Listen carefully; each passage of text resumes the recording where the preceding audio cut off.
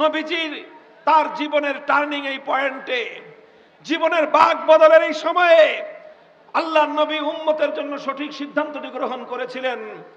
তিনি যদি সেদিন মক্কা থেকে মদিনায় হিজরত করার সিদ্ধান্ত না নিতেন, তিনি যদি সেদিন তার মাতৃভূমির চেয়ে আল্লাহর দ্বীনকে বেশি অগ্রাধিকার না দিতেন, তিনি যদি সেদিন মসজিদে হারামের জমিন থেকে মদিনার জমিনকে যদি প্রাধান্য না দিতেন, তিনি যদি সেদিন আল্লাহর ঘরের ভূমি পবিত্র মক্কার মাটি থেকে যদি মদিনার মাটিকে তিনি প্রাধান্য না দিতেন, তাহলে আল্লাহর নবীর জীবনের আর মাত্র 10টা বছর হায়াত অবশিষ্ট ছিল। সেই 10 বছরে বিশ্বব্যাপী তিনি যে ইসলামের বিপ্লবের ভিত রচনা করেছিলেন, মক্কায় থাকলে সেটা কোনোদিন সম্ভব ছিল না। এই জন্য নবী আকরাম সাল্লাল্লাহু আলাইহি ওয়াসাল্লাম মক্কা থেকে মদিনায় হিজরত করলেন। মদিনায় হিজরত করার মাধ্যমে নবীর সামনে সম্ভাবনার নতুন দুয়ার উন্মোচিত হয়ে গেল, ইসলামের জন্য সম্ভাবনার নতুন দুয়ার খুলে গেল, মুসলমানদের জন্য সম্ভাবনার নতুন দুয়ার খুলে গেল। আল্লাহর নবীজি মদিনায় আসলেন। মদিনায় আসার পর মদিনার স্থানীয় সাহাবায়ে কেরামের মধ্য থেকে, মদিনার স্থানীয় অধিবাসীদের মধ্য থেকে একটি দল তৈরি হলো, যারা আল্লাহর নবীর ডান হাত বাম হাত হয়ে গেলেন, যারা নবীর ডান পাশে বাম পাশে এসে দাঁড়ালেন, তারা নবীর দ্বীনকে গ্রহণ করে নিলেন, নবীর মিশনকে যারা নিজেদের মিশন বানিয়ে নিলেন। এই সকল সাহাবায়ে কেরাম আউস এবং খাজরাজের মুসলমান যারা কালেমা পড়লেন, তাদেরকে নিয়ে আল্লাহর নবী মদিনার মধ্যে একটা সমাজ গঠন করলেন। সেই সমাজ মুসলমানদের সমাজ, সেই সমাজ ইসলামী ভ্রাতৃত্বের সমাজ। আল্লাহর নবী সেখানে মদিনার আনসার এবং মক্কার মুহাজির, এই মুহাজির এবং আনসারদের মধ্যে একটা ভ্রাতৃত্বের বন্ধন তৈরি করে দিলেন। সেই ভ্রাতৃত্বের মাধ্যমে ইসলামী ইতিহাসের এক নতুন ভিত রচনা হলো, নতুন একটা বুনিয়াদ রচনা হলো মদিনার মাটিতে। এবং এই ভ্রাতৃত্বের মাধ্যমে একটি ইসলামী সমাজের যে বুনিয়াদ তৈরি হলো, নবী আকরাম সাল্লাল্লাহু আলাইহি ওয়াসাল্লাম সেই বুনিয়াদ নিয়ে, মুসলিম সেই সমাজটাকে নিয়ে মদিনার মাটিতে বসবাসরত আরো দুটো সমাজ ছিল। একটা হলো ইহুদিদের সমাজ, আর একটা ছিল পৌত্তলিক এবং মুশরিকদের সমাজ।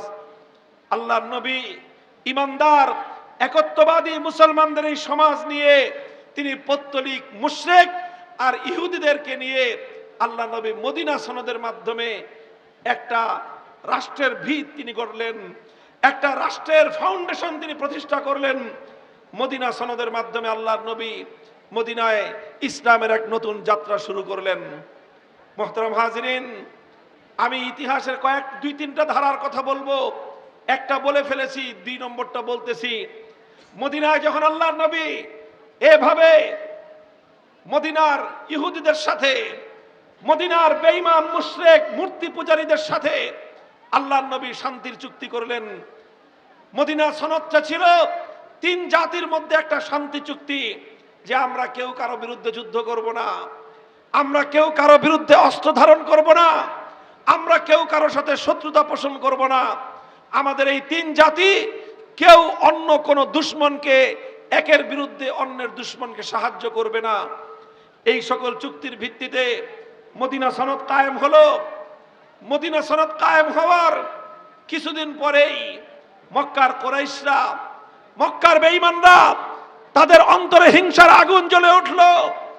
ওরা চিন্তা করলো, মুহাম্মদ সাল্লাল্লাহু আলাইহি ওয়াসাল্লাম এবং তার সাথীদেরকে আমরা মক্কা থেকে বহিষ্কার করে দিয়েছি। তারা মনে করেছিল আল্লাহর নবী মক্কা থেকে বাইরে গিয়ে যাযাবরের মতো ঘুরবেন।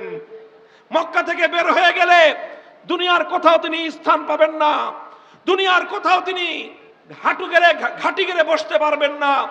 এটা ছিল মক্কার কুরাইশদের ধারণা। কিন্তু আল্লাহর নবী দেখা গেল অল্প কয়েকদিনেই পবিত্র মদিনা শরীফের মধ্যে গিয়ে 3 জাতিকে নিয়ে এমন একটা ব্যবস্থা তিনি কায়েম করলেন যে সেখানে একটা রাষ্ট্রের বুনিয়াদ কায়েম হলো, একটা সরকারের বুনিয়াদ কায়েম হলো। আল্লাহর নবী সেখানে দ্বীন এবং ইসলামের প্রচারের কাজ নির্বিঘ্নে করা শুরু করে দিলেন। মক্কার কুরাইশরা চিন্তা করেছিলাম যা হলো তো তার উল্টা। এখন তারা চিন্তা করলো যে তাহলে এভাবে ঘরে বসে থাকা যাবে না, নীরব বসে থাকা যাবে না। তারা চিন্তা করলো মদিনার মুসলমানদের উপর হামলা চালাবে, মদিনার মুসলমানদেরকে নিঃশেষ করে দিবে, মদিনার মুসলমানদেরকে খতম করে দিবে। মক্কায় থাকা অবস্থায় তারা একজন একজনকে আঘাত করত। মক্কায় থাকা অবস্থায় সাহাবীদের উপর একজন একজনের উপর তারা আক্রমণ করত। মদিনায় চলে যাওয়ার পর এখন মক্কার কুরাইশরা সিদ্ধান্ত নিল যে মদিনার মুসলমানদের উপর তারা যুদ্ধ চাপিয়ে দিবে। তারা যখন যুদ্ধ চাপিয়ে দেওয়ার সিদ্ধান্ত নিল, আল্লাহর নবীর সামনে ইতিহাসের গুরুত্বপূর্ণ আরেকটা প্রশ্ন এসে দাঁড়ালো, নবীজি এখন কি করবেন? তিনি কি মক্কার বাসীদের সঙ্গে যুদ্ধে জড়াবেন, নাকি তিনি এভাবেই মক্কায় যেভাবে নীরবে জুলুম সহ্য করতেন, যেভাবে তিনি নীরবে নিবৃতে তাদের অত্যাচার বরদাস্ত করে গিয়েছেন, এক গালে চর মারলে আরেক গাল পেতে দিয়ে বলতেন আরেকটা চর মারো কিন্তু আমার কথা শুনো, এখনো কি সেই একই নীতির উপর চলবেন, না তিনি তার নীতির পরিবর্তন করবেন? এটা ছিল আমার নবীর সামনে একটা গুরুত্বপূর্ণ বাক বদলের সময়। নবীজি কি সিদ্ধান্ত নেবেন? এখনো সেই মক্কার অত্যাচারীদের সঙ্গে নমনীয়তা প্রদর্শন করবেন, না এবার মক্কার অত্যাচারী জালেমদেরকে ইটের বদলে পাথরের আঘাত হানবেন, একটি আঘাত করলে পাল্টা আঘাত হানবেন? এটা ছিল আল্লাহর নবীর সামনে ঐতিহাসিক প্রশ্ন। মুহতারাম হাজিরিন, ইতিহাস কি বলে? আমার নবী তার জিন্দগির, নবুয়তের জিন্দগির দ্বিতীয় টার্নিং পয়েন্টে এসে, বাক বদলের মুহূর্তে এসে আমার নবী একটি জাতি, প্রতিটি কওমের জীবনে কিছু এমন সুযোগ দান করেন, এমন সময় আল্লাহ পাক দান করেন, যেই সময় এবং যেই সুযোগে সেই কওম এবং সেই জাতি যদি সঠিক সিদ্ধান্ত গ্রহণ করে, তাহলে তাদের জীবনে অনেক উন্নতি হয়। আর যদি সেই সময়গুলোতে সেই কওম এবং সেই জাতি সঠিক সিদ্ধান্ত গ্রহণ করতে ব্যর্থ হয়, তাহলে সেই কওম এবং সেই জাতিকে এর জন্য অনেক চড়া মূল্য পরিশোধ করতে হয়। এটা শুধুমাত্র একটা কওম এবং জাতির বিষয়ই না, একটা মানুষের ব্যক্তিগত জীবনেও এমন কিছু কিছু সময় আছে, এমন কিছু গুরুত্বপূর্ণ মুহূর্ত আছে যেটাকে টার্নিং পয়েন্ট বলা হয়। টার্নিং পয়েন্ট একটা মানুষের জীবনের সঠিক সিদ্ধান্ত গ্রহণ করবার এক একটা সময় আসে। জীবনের সেই গুরুত্বপূর্ণ পর্বগুলোতে যদি কোনো ব্যক্তি সঠিক সিদ্ধান্ত গ্রহণ করতে ব্যর্থ হয়, তাহলে সেই ব্যক্তির জীবনে অনেক ভোগান্তি পোহাতে হয়। এবং আর যদি তারা সঠিক সিদ্ধান্ত গ্রহণ করতে পারে কোনো ব্যক্তি, তাহলে তার জীবনটা সাফল্যমণ্ডিত হয়। যেমন ধরেন একজন মানুষ ব্যক্তিগত জীবনে, একটা মানুষ যখন ছোট্টবেলা থেকে একটু মোটামুটি কৈশোর বয়সে যখন সে উপনীত হয়, কিশোর বয়সে, তখন তার জীবনে একটা বড় প্রশ্ন আসে যে তার শিক্ষা দীক্ষা কেমন হবে। একজন তালেবুল ইলম, একজন ছাত্র, একজন স্টুডেন্ট, সে যখন তার শিক্ষা জীবন শুরু করবে, তখন এটা হলো তার জীবনের খুব গুরুত্বপূর্ণ একটা সময় যে এখন তার সিদ্ধান্তটা সঠিকভাবে নিতে হবে। যদি একজন শিক্ষার্থী সঠিকভাবে সিদ্ধান্ত গ্রহণ করে, তার শিক্ষার ধারাটাকে সুন্দরভাবে নির্বাচন করে, একটা ভালো শিক্ষা প্রতিষ্ঠান যদি সে নির্বাচন করে, তাহলে দেখা যাবে যে এই একটা সিদ্ধান্ত তাকে তার জীবনে অনেক দূর পর্যন্ত, অনেক উন্নতি পর্যন্ত তাকে নিয়ে যাবে। পক্ষান্তরে যদি এই শিক্ষার্থী সঠিক শিক্ষাধারা নির্বাচন করতে যদি না পারে, সঠিক শিক্ষা প্রতিষ্ঠান যদি নির্বাচন করতে না পারে, তাহলে অনেক মেধা যোগ্যতা থাকা সত্ত্বেও এই শিক্ষার্থীর জীবনে মেধার বিকাশ ঘটবে না। কথা ঠিক কিনা? এই জন্য জীবনের এই সময়ে একজন মানুষ এবং তার অভিভাবক খুব ভেবেচিন্তে সুচিন্তিতভাবে সিদ্ধান্ত গ্রহণ করতে হয়। ঠিক তদ্রূপ একটা মানুষ যখন শিক্ষা জীবন সমাপ্ত করে যখন সে কর্মের ময়দানে অবতীর্ণ হবে তখন তার আরেকটা সিদ্ধান্ত নিতে হয় যে সে কর্মজীবন হিসেবে কোন পেশাটাকে সে নির্বাচন করবে, কোন পেশায় সে আত্মনিয়োগ করবে। যদি ভেবে চিন্তে সুন্দরভাবে তার জন্য যেটা মানানসই, তার জন্য যেটা জুৎসই, সে যেই পেশার জন্য উপযুক্ত এবং যোগ্য, সে যদি তার সেই পেশাকে নির্বাচন করতে পারে তাহলে একজন মানুষ সে পেশা জীবনে সফলতা অর্জন করতে পারবে, সে কামিয়াবি হাসিল করতে পারবে। আল্লাহ না করুন যদি একজন মানুষ এই ক্ষেত্রে সিদ্ধান্ত গ্রহণ করতে ব্যর্থ হয়, ভুল সিদ্ধান্ত নেয়, তাহলে দেখা যাবে সে পেশাগত জীবনে নানা ধরনের পেরেশানির শিকার হবে, সে ক্ষতিগ্রস্ত হবে, জীবনে সে সফলতা অর্জন করতে পারবে না। আপনারা কি আমার কথা বুঝতেছেন? এই পাশে যারা আছেন, আপনাদের যাদের পক্ষে সম্ভব হয় বসে পড়েন, বসেন বসেন। আর বসতে না পারলে কথা বলেন না। কেউ কাউকে মুখের কথা দিয়ে আহ্বান করবেন না, সতর্ক করবেন না, ডাকবেন না, কিছু বলবেন না। আপনারা কি আমার কথা শুনতেছেন সবাই? এই ডান পাশে যারা আছেন শুনতেছেন? আপনারা কোনো কথা বলেন না ভাই, আল্লাহর ওয়াস্তে ভাই, আপনারা কথা বলেন না। এই বসতেও বলেন না, আল্লাহর ওয়াস্তে বসতেও বলেন না। নিজের বসতে মনে চায় বসে পড়েন, আরেকজনকে বসাইতে মনে চায় হাত ধরে টান দেন, হাত ধরে টান দিলে না বসলে ঘাড়ে ধরে বসায় দেন, কিন্তু মুখে কথা বলেন না। আল্লাহর ওয়াস্তে মুখে কথা বলেন না। কেউ কাউকে মুখে বসার কথা বলেন না, হাত দিয়ে কথা বলেন, পাও দিয়ে কথা বলেন, মাথা দিয়ে কথা বলেন, শরীরের সমস্ত অঙ্গ প্রত্যঙ্গ দিয়ে কথা বলেন। শুধু কি দিয়ে? মুখ দিয়ে কথা বলবেন না। এখন মুখ দিয়ে কথা বললে একটু একটু করে আওয়াজ আসতে থাকে, আমি তো আলোচনাই করতে পারতেছি না আপনাদের কথার জ্বালায়। এই ডান দিক থেকে আপনারা একটু নীরবতা অবলম্বন করেন। এই যে মাহফিলের যে অবস্থা, এতে তো লম্বা আলোচনা করা যাবে না। আপনারা একটু ধৈর্য ধারণ করেন। আমি কথা খুব দীর্ঘ করব না, মূল কথাগুলো আমি সংক্ষেপে গুছায় নিয়ে আসার চেষ্টা করব ইনশাল্লাহ। তো আমি বলতেছিলাম, একজন মানুষের ব্যক্তিগত জীবনে কিছু কিছু সময় আছে, সেই সময়গুলোতে সে সিদ্ধান্ত নিতে ব্যর্থ হলে, ভুল সিদ্ধান্ত গ্রহণ করলে এটার জন্য তাকে অনেক ক্ষতির সম্মুখীন হতে হয়। যেমন একজন মানুষ যখন শিক্ষা জীবন শুরু করবে, তখন সে কোন শিক্ষাটা কোথায় অবলম্বন করবে, গ্রহণ করবে, সঠিক সিদ্ধান্ত নিতে পারলে তার শিক্ষা জীবন সফল কাম হবে। একজন মানুষ যখন কর্মজীবনে পদার্পণ করবে, তখন সে কোন কর্ম করবে, কোন পেশাকে সে গ্রহণ করবে, যদি সে সঠিক সিদ্ধান্ত নিতে পারে পেশা জীবনে সে সফলতা অর্জন করতে পারবে। যদি এখানে সঠিক সিদ্ধান্ত গ্রহণ করতে সে ব্যর্থ হয়, পেশা জীবনে সে ব্যর্থ হবে, অনেক ক্ষতির সম্মুখীন হতে হবে, অনেক পেরেশানি উঠাইতে হবে তাকে। কথা ঠিক কিনা?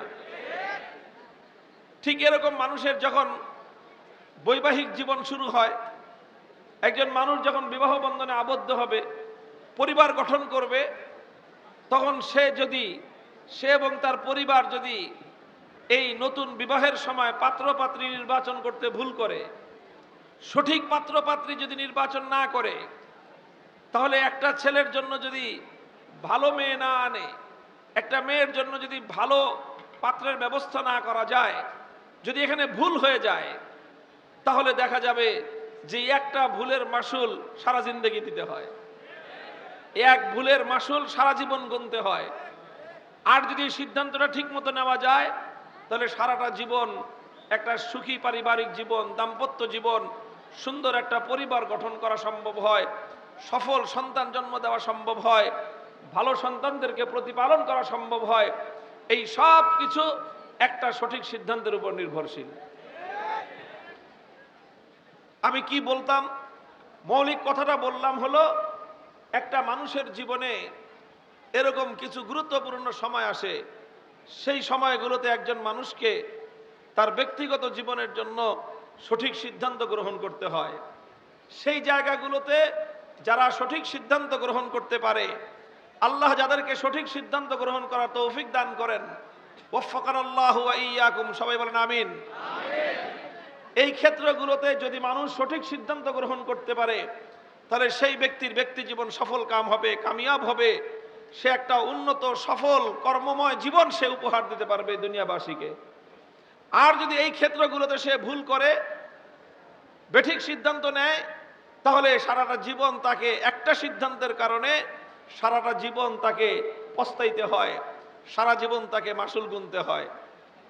উর্দুতে একটা কথা আছে, লম্হোं ने खता की सदियों ने सजा पाई, लम्हों ने खता की सदियों ने सजा पाई। কয়েক মুহূর্তের ভুল হয়, শত শত বছর পর্যন্ত তার খেসারত দিতে হয়। কিছু কিছু এমন বিষয় আছে, কথা বলেন ঠিক না বেঠিক? ইসলামের ইতিহাসের দিকেও যদি আমরা তাকাই, আল্লাহর পয়গম্বরের জিন্দেগির দিকে যদি আমরা তাকাই, নবী করিম সাল্লাল্লাহু আলাইহি ওয়াসাল্লামের নবুয়তের 23 বছর, এই নবুয়তের 23টা বছরে আল্লাহর নবীর সামনে এমন কিছু সোনালী মুহূর্ত এসেছিল, এমন কিছু জীবনের টার্নিং পয়েন্ট, উম্মতের জন্য গুরুত্বপূর্ণ, সেনসিটিভ এবং স্পর্শকাতর সময় এসেছিল, যেই সময়গুলোতে আমার নবী মুহাম্মদুর রাসূলুল্লাহ সাল্লাল্লাহু আলাইহি ওয়াসাল্লাম সঠিক সিদ্ধান্ত গ্রহণ করেছিলেন, যার ফলে সেই সঠিক সিদ্ধান্তের সুফল গোটা উম্মত, গোটা বিশ্ববাসী, গোটা মানব জাতি তার সুফল ভোগ করেছে এবং কিয়ামত পর্যন্ত তার সুফল ভোগ করে যাবে। আমি আল্লাহর নবীর যুগ থেকে আপনাদের সামনে ছোট্ট কয়েকটা দৃষ্টান্ত তুলে ধরি। আমার উদ্দেশ্য হলো আমরা যেন আমাদের জাতীয় জীবনে, জাতি হিসেবে, একটি কওম এবং মিল্লাত হিসেবে আমরা যেন ভুল না করি, আমরা যেন সঠিক সিদ্ধান্ত গ্রহণ করতে পারি। দোস্ত, আজ বাংলাদেশের মুসলমান আমরা ইতিহাসের এমন একটা বাক বদলের মধ্যে দাঁড়িয়ে আছি, ইতিহাসের একটা মহাসড়কের আমরা দ্বার প্রান্তে দাঁড়িয়ে আছি, আমরা ইতিহাসের একটা টার্নিং পয়েন্টে দাঁড়িয়ে আছি। এই সময়ে যদি বাংলার মানুষ সিদ্ধান্ত নিতে ভুল করে, এই সময়ে যদি বাংলাদেশের মুসলমান সঠিক সিদ্ধান্ত করতে ব্যর্থ হয়, একদিনের ভুল সিদ্ধান্ত শত বছর পর্যন্ত আমরা এবং আমাদের পরবর্তী প্রজন্মকে মাসুল গুনতে হবে। আর আজ যদি আমরা সঠিক সিদ্ধান্ত গ্রহণ করতে পারি, যদি আজ আমরা বাংলাদেশের মুসলমানদের জন্য সঠিক একটা সিদ্ধান্ত নিয়ে আমাদের আগামী প্রজন্মের জন্য যদি আমরা সফলতার একটা দুয়ার উন্মোচন করে দিয়ে যেতে পারি, আগামী শতবর্ষ পর্যন্ত এই জমিন ইসলামের জমিন হয়ে থাকবে, এই জমিন কোরআনের ভূমি হয়ে থাকবে ইনশাআল্লাহ।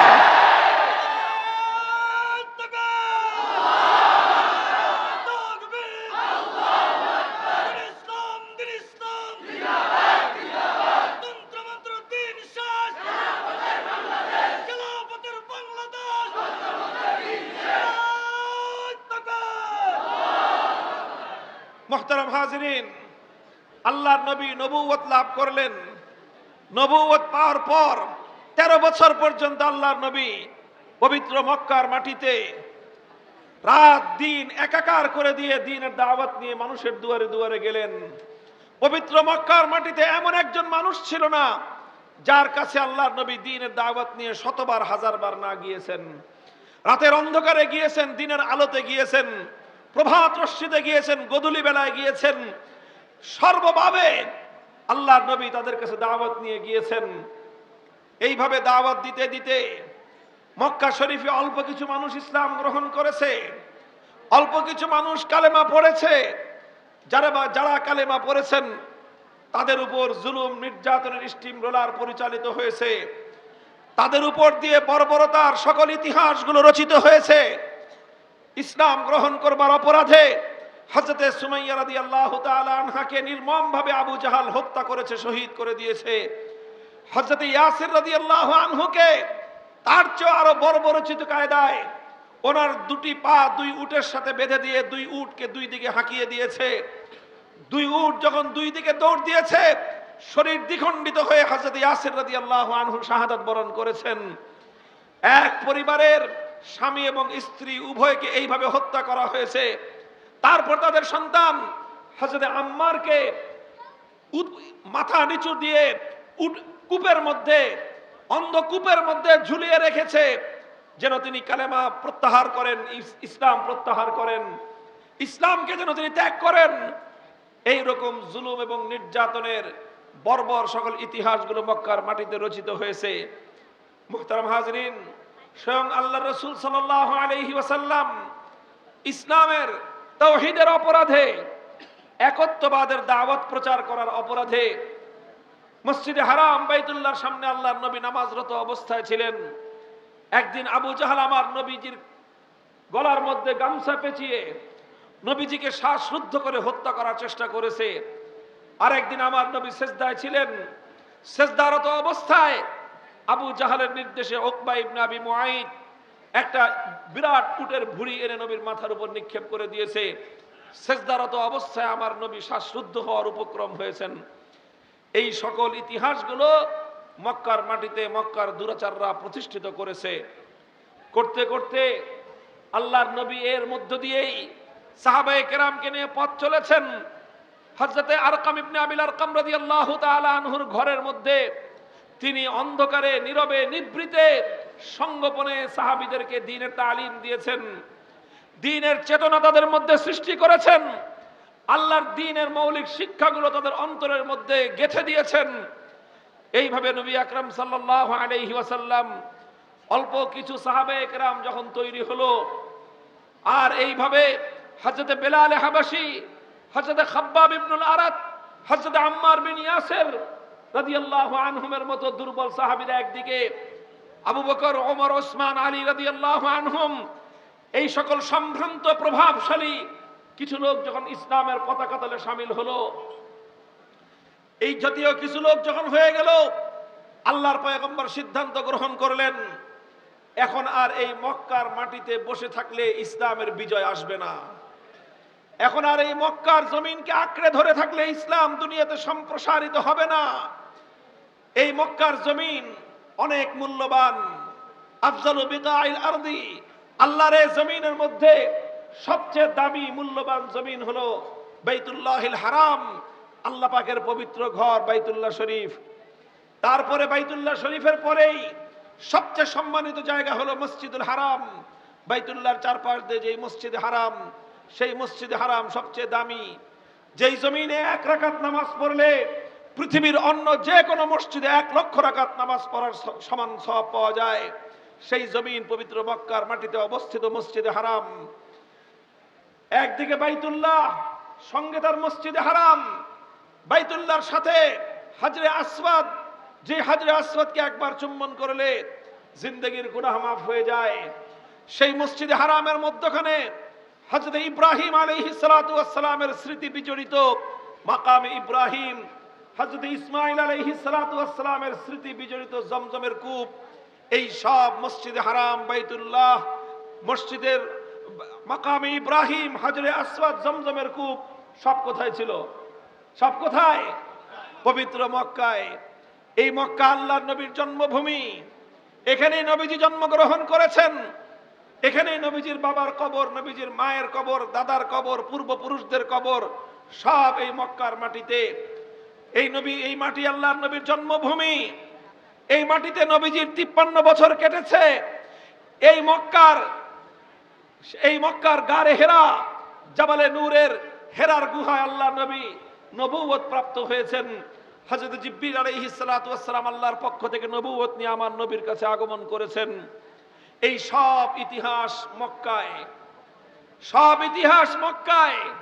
কিন্তু মক্কায় একটা জিনিস অনুপস্থিত, সেটা হলো আল্লাহর দ্বীনকে তিনি এই মক্কার মাটিতে কায়েম করতে পারতেছেন না। আল্লাহর দ্বীন সম্প্রসারণের জন্য, প্রচার করবার জন্য মক্কার মানুষ অনুকূল পরিবেশ দিচ্ছে না। নবী আকরাম সাল্লাল্লাহু আলাইহি ওয়াসাল্লাম তখন ইতিহাসের এক ঐতিহাসিক সিদ্ধান্ত গ্রহণ করেছিলেন।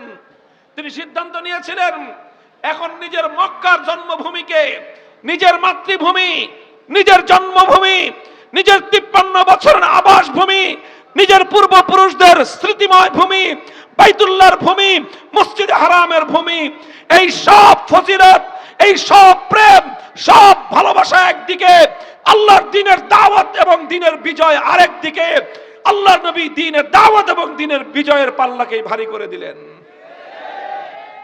নবীজি হিজরত করলেন, আল্লাহর নবী হিজরত করার সিদ্ধান্ত নিলেন। মুহতারাম হাজিরিন, এই হিজরতের সিদ্ধান্ত এটা আমার নবীর যুগের, নবীজির জীবনের আমি মনে করি অত্যন্ত গুরুত্বপূর্ণ একটা সিদ্ধান্ত ছিল। নবীজির তার জীবনের টার্নিং এই পয়েন্টে, জীবনের বাক বদলের এই সময়ে আল্লাহর নবী উম্মতের জন্য সঠিক সিদ্ধান্তটি গ্রহণ করেছিলেন।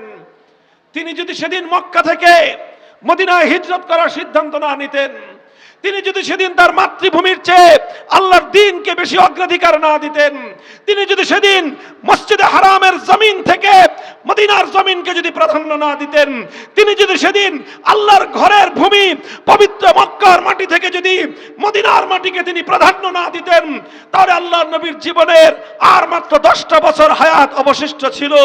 সেই 10 বছরে বিশ্বব্যাপী তিনি যে ইসলামের বিপ্লবের ভিত রচনা করেছিলেন, মক্কায় থাকলে সেটা কোনোদিন সম্ভব ছিল না। এই জন্য নবী আকরাম সাল্লাল্লাহু আলাইহি ওয়াসাল্লাম মক্কা থেকে মদিনায় হিজরত করলেন। মদিনায় হিজরত করার মাধ্যমে নবীর সামনে সম্ভাবনার নতুন দুয়ার উন্মোচিত হয়ে গেল।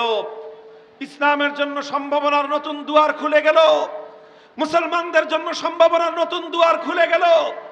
আল্লাহর নবীজি মদিনায় আসলেন। মদিনায় আসার পর মদিনার স্থানীয় সাহাবায়ে কেরামের মধ্য থেকে, মদিনার স্থানীয় অধিবাসীদের মধ্য থেকে একটি দল তৈরি হলো, যারা আল্লাহর নবীর ডান হাত বাম হাত হয়ে গেলেন, যারা নবীর ডান পাশে বাম পাশে এসে দাঁড়ালেন, তারা নবীর দ্বীনকে গ্রহণ করে নিলেন, নবীর মিশনকে যারা নিজেদের মিশন বানিয়ে নিলেন। এই সকল সাহাবায়ে কেরাম, আউস এবং খাজরাজের মুসলমান যারা কালেমা পড়লেন, তাদেরকে নিয়ে আল্লাহর নবী মদিনার মধ্যে একটা সমাজ গঠন করলেন। সেই সমাজ মুসলমানদের সমাজ, সেই সমাজ ইসলামী ভ্রাতৃত্বের সমাজ। আল্লাহর নবী সেখানে মদিনার আনসার এবং মক্কার মুহাজির, এই মুহাজির এবং আনসারদের মধ্যে একটা ভ্রাতৃত্বের বন্ধন তৈরি করে দিলেন। সেই ভ্রাতৃত্বের মাধ্যমে ইসলামী ইতিহাসের এক নতুন ভিত রচনা হলো, নতুন একটা বুনিয়াদ রচনা হলো মদিনার মাটিতে।